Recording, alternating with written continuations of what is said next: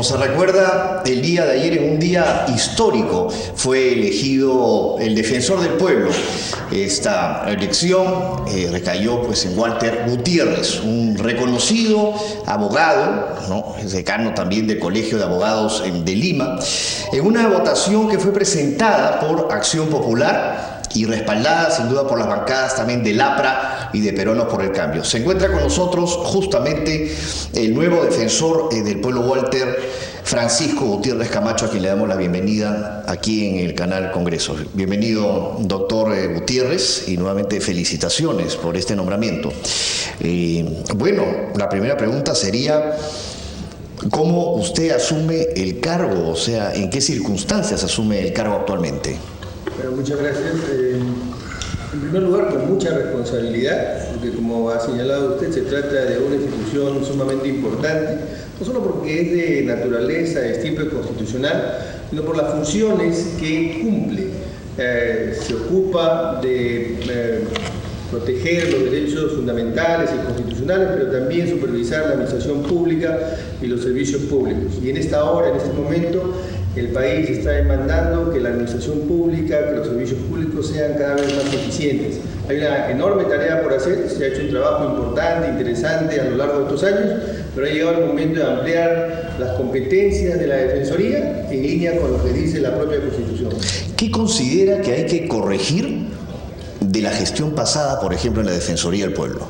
Lo que considero es que hay que consolidar aquello que se ha avanzado y que hay que ampliar, como he señalado hace un momento, a las competencias que el propio artículo 169 de la Constitución señala.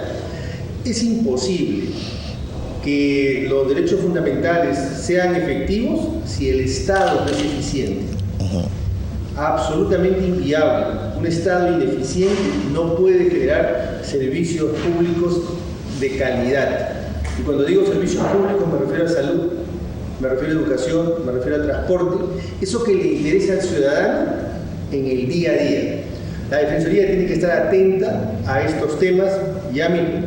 Y entonces a su pregunta le respondo que hacia ese ámbito hay que dirigir los esfuerzos de la Defensoría. ¿Considera que es importante que se amplíe el presupuesto para la Defensoría del Pueblo actualmente? Bueno, el presupuesto de la Defensoría es uno de los más exiguos del presupuesto de la República. Estamos hablando de 55 millones.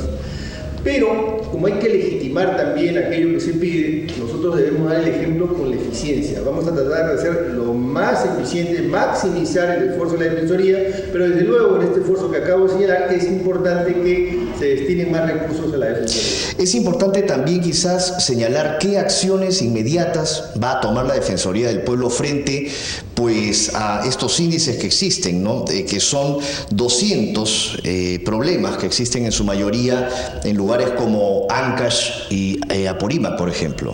¿Qué acciones van a tomar inmediatas? Bueno, es verdad, existe un informe periódico de la Defensoría respecto a un monitoreo constante de la Defensoría respecto a los conflictos. La Defensoría debe colaborar, contribuir que estos conflictos no escalen, que estos conflictos no estallen. Voy a reunirme con el exdefensor, con el encargado, con el doctor Vega, a efectos de evaluar qué es lo que se ha venido haciendo y inmediatamente tomar algunas acciones para que esto, no eclosione y el país pues termine con un conflicto generalizado en determinadas zonas. A su juicio, ¿qué es lo más importante para poder evitar este tipo de conflictos a un futuro? Bueno, es que todos los conflictos no tienen el mismo origen, todos los conflictos no son iguales. En consecuencia, no le puedo dar una sola respuesta, pero sí le puedo decir que no es suficiente un modelo donde la libertad sea importante. Es fundamental generar igualdad. En el modelo constitucional se privilegian las libertades, pero también la igualdad. Entonces el país, el Estado tiene que hacer un esfuerzo, y desde luego la Defensoría, por generar igualdad en determinados sectores. En todo el país en general, pero en sectores donde hay demasiado abismo social, tiene que generarse igualdad. Cuando habla usted de esos sectores, ¿a qué sectores se está refiriendo? Bueno, me estoy refiriendo a determinados sectores del país, donde se genera riqueza, pero esta riqueza no alcanza a los sectores más necesitados. Y no hay necesidad de irse muy lejos, incluso aquí en los alrededores de Lima también podemos ver eso.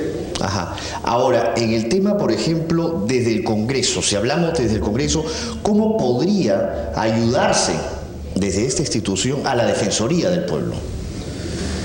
Se dice a menudo que los informes defensoriales no son vinculantes. Yo en más de una ocasión he preguntado, ¿los derechos humanos no son vinculantes? ¿Los instrumentos internacionales que hemos suscrito no son vinculantes?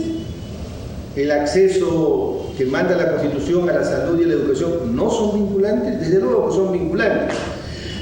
Pero como la Defensoría no emite o no tiene función jurisdiccional ni tiene elemento coercitivo, entonces le dice que sus informes no son vinculantes. Yo le voy a pedir al Congreso que complementemos un poco la normativa, que un informe defensorial, un funcionario público no pueda agarrar y simplemente meterlo en el cajón. Si no va a cumplir el informe defensorial, si se va a apartar del informe defensorial, que explique a la opinión pública cuál es la razón por la que se aparta de ese informe defensorial. Y que el Congreso tenga la facultad de llamar a ese funcionario y que le explique a la representación nacional por qué se apartó de ese informe. Este modelo no es una invención mía, este modelo es el modelo mexicano, que empodera los derechos fundamentales. Usted pone como ejemplo entonces quizás ese modelo mexicano que podría ser aplicado acá también en el Perú. Yo creo que no hay ningún óbice, ningún obstáculo para que lo podamos implementar. ¿Cuál es, se podría decir, la fortaleza de ese modelo mexicano que podría también complementarse acá en el Perú? La fortaleza de ese modelo es que parte de este concepto, el Estado, las instituciones, los poderes, todo esto que hemos inventado, que se llama Estado, todo este constructo que es los derechos fundamentales, sirven para la persona. A la persona no le hemos inventado.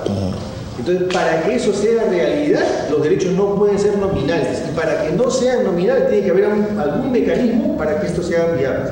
Ese es un mecanismo. Ahora, en un país, por ejemplo, como el Perú, en donde existe actualmente divisiones, ¿cómo poder realmente llegar a ese entendimiento o desde la Defensoría del Pueblo, pues hacer llegar, ¿no?, ese mensaje a poblaciones que se encuentran alejadas del Perú también, ¿no?, y que muchas veces critican sobre todo la minería?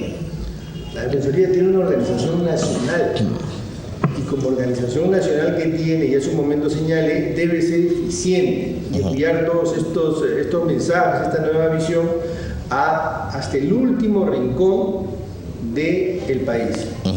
Eso sin duda lo va a hacer día a día en su labor como defensor del pueblo, sin duda, ¿no?, y sin descanso.